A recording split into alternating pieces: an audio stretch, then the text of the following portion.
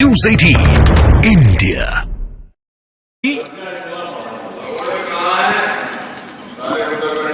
यहाँ सदन में अंग्रेजों को याद किया गया। Unbecoming conduct. Please continue. No please please. आदरणीय सभापति जी, इस सदन में अंग्रेजों को याद किया गया। अब राजा महाराजाओं का तो अंग्रेजों के साथ गहरा नाता रहा था उस समय, तो अब मैं जरा पूछना चाहता हूं कि अंग्रेजों से कौन इंस्पायर्ड था। मैं तो ये तो नहीं पूछूंगा कि कांग्रेस पार्टी को जन्म किसने दिया था, ये तो मैं नहीं पूछूंगा। आजादी के बाद भी देश में गुलामी की मानसिकता को किसने बढ़ावा दिया। अगर आप अंग्रेजों से प्रभावित नहीं थे तो अंग्रेजों की बनाई दंड संहिता, पिनल कोड, आपने क्यों नहीं बदली। आदरणीय सभापति जी, अगर आप अंग्रेजों से प्रभावित नहीं थे तो अंग्रेजों के जमाने के सैकड़ों कानून क्यों चलते रहे।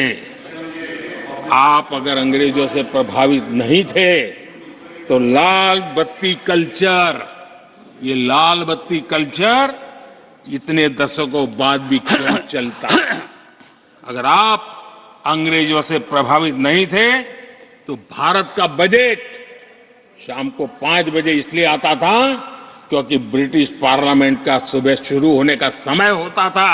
ये ब्रिटेन की पार्लियामेंट के समय के अनुकूल शाम 5 बजे बजट की परंपरा क्यों चलाए रखी थी आपने। कौन अंग्रेजों से इंस्पायर था।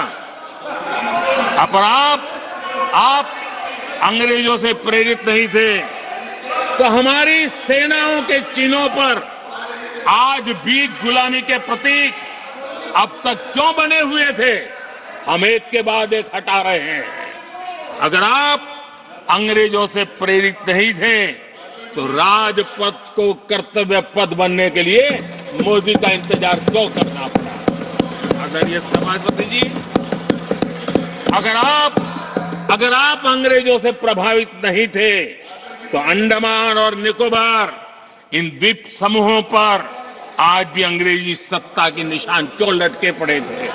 आदरणीय सभापति जी, अगर आप अंग्रेजों से प्रभावित नहीं थे तो इस देश के सेना के जवान देश के लिए मन मिटते रहे, लेकिन देश के जवानों के सम्मान में एक वॉर मेमोरियल तक आप बना नहीं पाए थे। क्यों नहीं बनाया। अगर आप अंग्रेजों से इंस्पायर्ड नहीं थे, प्रभावित नहीं थे, तो भारतीय भाषाओं को हीन भावना से क्यों देखा। स्थानीय भाषा में पढ़ाई के प्रति आप लोगों की बेरुखी क्यों थी।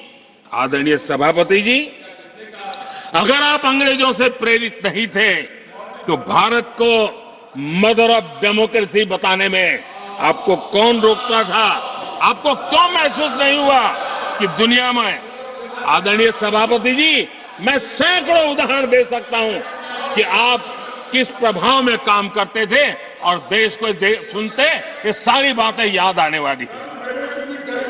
आदरणीय सभापति जी, मैं एक और उदाहरण देना चाहता हूं। कांग्रेस ने नैरेटिव फैलाया और इस नैरेटिव का परिणाम क्या हुआ कि भारत की संस्कृति और संस्कारों मानने वाले लोगों को बड़े हीन भाव से देखा जाने लगा, ढकियानों से मानने लगा गया और इस प्रकार से एक हमारे अतीत के प्रति अन्याय करने की नौबत आई है। अपनी मान्यताओं को गाली देते हैं, अपनी अच्छी परंपराओं को गाली देते हैं तो आप प्रोग्रेसिव है। इस प्रकार के नैरेटिव गढ़े जाने लगे देश में और उसका नेतृत्व कहां होता था ये दुनिया भली बातें जानती है। दूसरे देश से आयात करना, उसको गर्व का, और भारत की कोई चीज है तो दूसरे दर्जे की है, ये स्टेटस बना दिया गया था। ये स्टेटस सिंबल बाहर से आया, मेड इन फॉरेन स्टेटस बना दिया था। ये लोग आज भी वोकल फॉर लोकल बोलने से बच रहे हैं। मेरे देश के गरीबों के कल्याण का काम हो रहा है। आज आत्मनिर्भर भारत की बात उनके मुंह से नहीं निकलती है। आज मेक इन इंडिया कोई बोलता है तो उनके पेट में चूहे दौड़ने लग जाते हैं। आदरणीय सभापति जी, देश ये सब देख चुका है और अब समझ भी चुका है और उसी का परिणाम आप भुगत भी रहे हैं। आदरणीय सभापति जी, राष्ट्रपति जी ने अपने अभिभाषण में विस्तार से चार सबसे बड़ी जातियों के विषय में हम सबको संबोधित किया था। युवा, नारी, गरीब और हमारे अन्नदाता।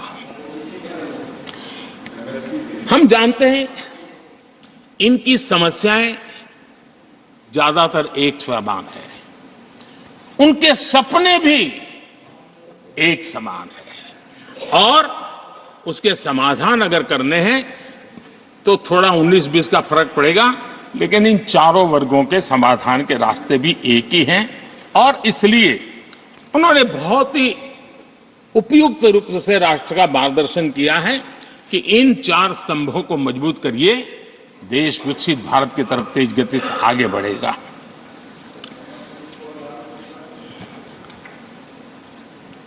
आदरणीय सभापति जी, अगर हम 21वीं सदी में हैं, हम विकसित भारत के सपने को इसी सदी में 2047 तक सिद्ध करना चाहते हैं तो 20वीं सदी की सोच नहीं चल सकती। 20वीं सदी का स्वार्थी एजेंडा, मैं और मेरा वाला जो खेल है ना, वो 21वीं सदी में देश को समृद्ध नहीं, विकसित भारत नहीं बना सकता है। कांग्रेस इन दिनों काफी बातें हो रही जाति की, फिर से एक बार क्यों जरूरत पड़ गई उनको मैं तो नहीं जानता हूं, लेकिन अगर उनको जरूरत पड़ी है तो पहले जरा अपने गरिबान में झांके तो उनको पता चलेगा क्या किया है। दलित, पिछड़े और आदिवासी, कांग्रेस जन्मजात उनकी सबसे बड़ी विरोधी रही है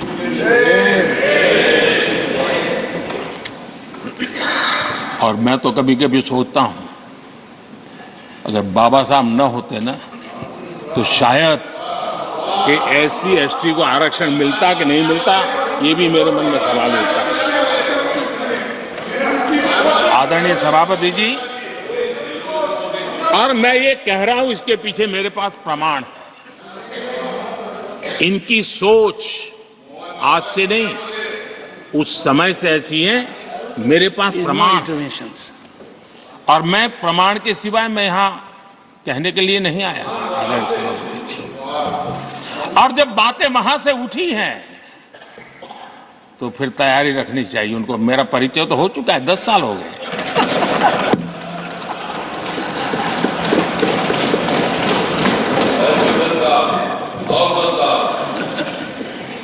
एक बार,